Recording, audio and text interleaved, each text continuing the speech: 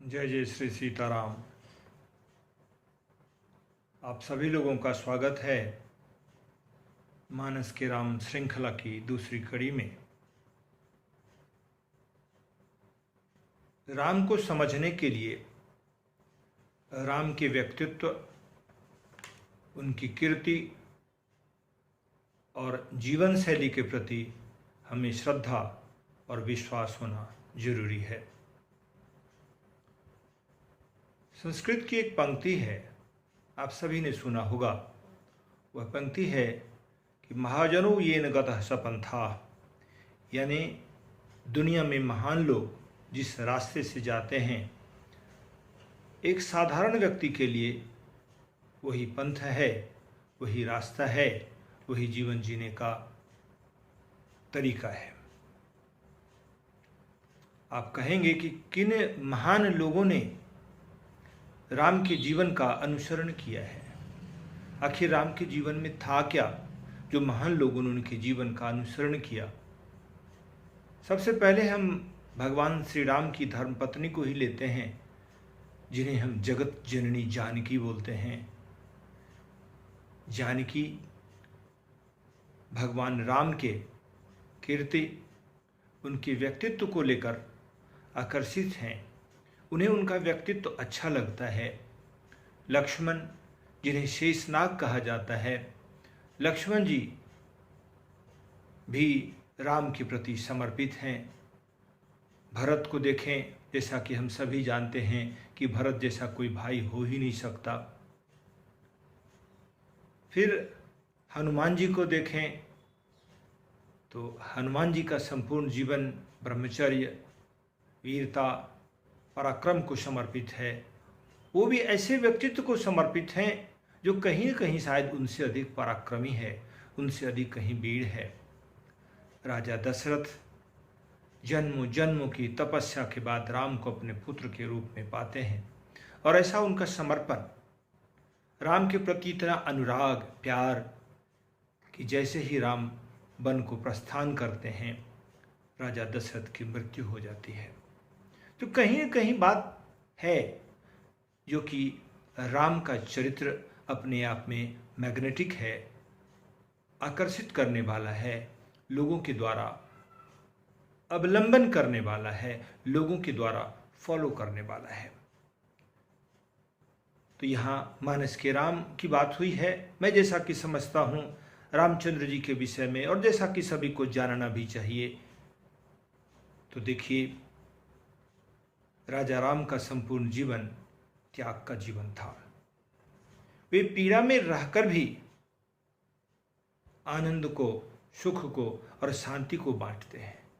जैसा कि पिछले सीरीज में ही हमने चर्चा किया एक पंक्ति के माध्यम से कि जो आनंद सिंधु सुखरासी सी करते हैं ते लोक सुपासी, जो सुखधाम राम असनामा अखिल लोकदायक विश्रामा।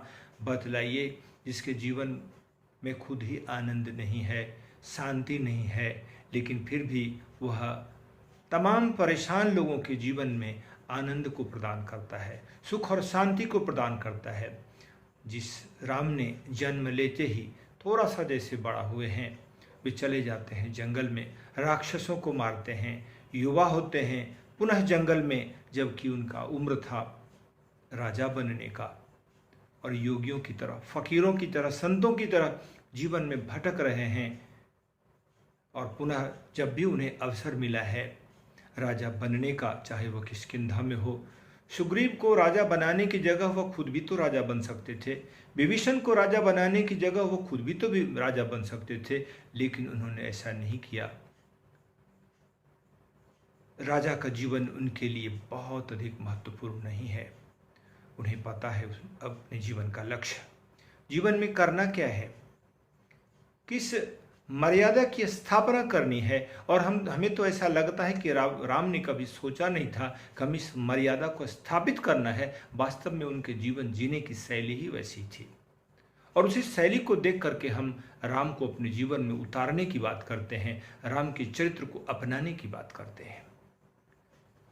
सही अर्थों में कहा जाए तो राम जी जो हैं वह अभावग्रस्त लोगों के लिए एक रोल मॉडल के तौर पर काम कर रहे हैं। जंगल में जाने पर उनका जीवन अभाव से ग्रस्त है, वो सभी के फायदे के लिए काम करते हैं। ठीक उसी प्रकार से जिस प्रकार से एक कोई मजदूर जो कि अभावग्रस्त जिंदगी को जीता है, जाता है किसी का घर बनाने के लिए, घर बना देता है अपना समझ करके, लेकिन जब रहने की बात होती है तो उसका उसमें कोई लेन देन नहीं होता है। भगवान राम का जीवन वास्तव में उन गरीबों के लिए भी रोल मॉडल के तौर पर है। भगवान राम एक तरह से कहा जाए तो प्रबंधन के महागुरु हैं, राजपुत्र हैं, लेकिन जब जंगल में जाते हैं तो उनके पास यहां तक कि पैर में जूते और चप्पल भी नहीं है, ढंग के कपड़े नहीं हैं। कहाँ जाएंगे, कैसे रहना है, किसके पास रहना है, क्या कौन सी परिस्थितियां होंगी, उन्हें खुद को पता नहीं है। लेकिन जैसे जैसे समय गुजरता है वो जंगल में पहुंचते हैं, अपने जीवन को ढालते हैं। इसी क्रम में उनके ऊपर महाविपत्ति आती है, पत्नी का अपहरण होता है, लेकिन वहां भी राम घबराते नहीं हैं। उस विषम परिस्थिति में भी, उस फकीर के आर्थिक स्थिति में, जबकि फकीरों की तो कोई आर्थिक स्थिति होती ही नहीं है, वास्तव में उनके पास भी कुछ नहीं होता है, अपने प्रबंधन के कुवत पर, अपने प्रबंधन के बलबूते पर बंदर भालू की सेना को तैयार करते हैं, विजय को प्राप्त करते हैं। और विजय प्राप्त करने के बाद, जैसा कि मैंने अभी आपको कहा, अगर वे चाहते तो लंका का राजा बन जाते। लंका में किसी प्रकार के ऐश्वर्य की कोई कमी नहीं थी, धन संपत्ति की कहीं कोई कमी नहीं थी, लेकिन उन्हें पता है कि उन्हें कहाँ पहुंचना है। वे विभीषण को राजा बना देते हैं और पहुंच जाते हैं पुनः अयोध्या, उन लोगों के लिए जो कि उन्हें चाह रहे हैं, जो कि उन्हें प्यार करते हैं। रास्ते में लौटते समय सभी के प्रति जो एक थैंक्स की भावना होती है, धन्यवाद ज्ञापित करने की बात होती है, माता जानकी के साथ, भाई लक्ष्मण के साथ वे लौटते हैं। रास्ते में सभी लोगों को धन्यवाद देते हुए लौटते हैं। जिन जिन लोगों ने विपत्ति में उनका साथ दिया वे कृतज्ञ हैं, वो कृतज्ञ नहीं हैं। तो ऐसे राम को क्यों न पूजा जाए, ऐसे राम को जीवन में क्यों न उतारा जाए। मेरा जहां तक निजी संदर्भ है, मैं क्यों राम के जीवन पर, अपने मानस के राम के ऊपर बात करना चाहता हूं कि विशेष नहीं, 1 साल पहले जब मुझे हृदय का दौरा पड़ा था, मैं हॉस्पिटल में था, बहुत विषम परिस्थिति में था, मुझे ऑपरेशन थिएटर में लाया गया। बेचैनी थी, मुझे अपने आर्थिक तथा अन्य स्थिति को लेकर के चिंता भी मन में चल रही थी। जब ऑपरेशन थिएटर पर मैं पहुंचा, डॉक्टर साहब ने पूछा, घबराहट हो रही है?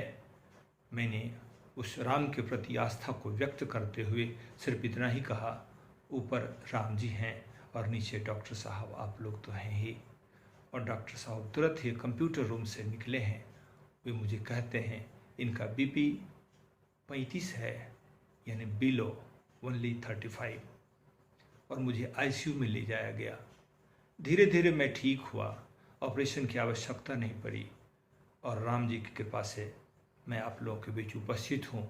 हमारे जीवन के प्रत्येक चीज को, प्रत्येक रिक्वायरमेंट्स को, मुझे ऐसा लगता है कि भगवान श्री रामचंद्र जी ही देखते हैं। मैंने तो सिर्फ इतना ही कहा था, ऊपर राम जी हैं, क्योंकि उस राम जी के प्रति हमारी गहरी आस्था है, उनके कीर्ति में, उनके यश में विश्वास है, और इसी विश्वास ने मुझे स्वस्थ किया। मैं समझता हूँ कि इसी भाव को लोगों तक पहुँचाने के लिए यह सीरीज़ है। आप इसे देखते रहेंगे, अपना विचार देते रहेंगे, और अंत में पुनः बात है कि बंदों सीता राम पद जिन्हीं परम प्रिय खिन्न। मैं उन श्री राम जी के चरणों में प्रणाम करता हूँ जो कि गरीबों के प्रिय हैं, जिन्हें की गरीब, खिन्न, परेशान लोग पसंद हैं, उनकी वो देखभाल करते हैं। जय श्री राम, जय श्री हनुमान।